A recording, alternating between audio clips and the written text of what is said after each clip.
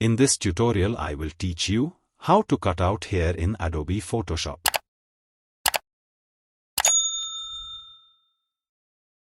First, hide the background layer. Click here. Select Subject.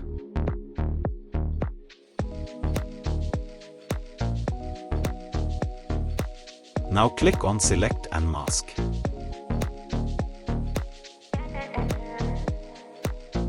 Here you can see, hair has cut out from background.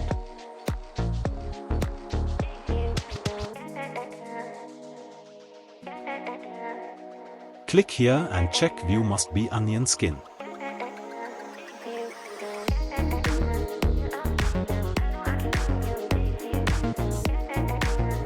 Scroll down to bottom.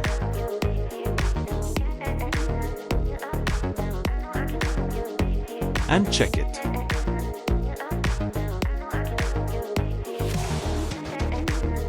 Now see to adding another solid color in background. Click here and choose solid color.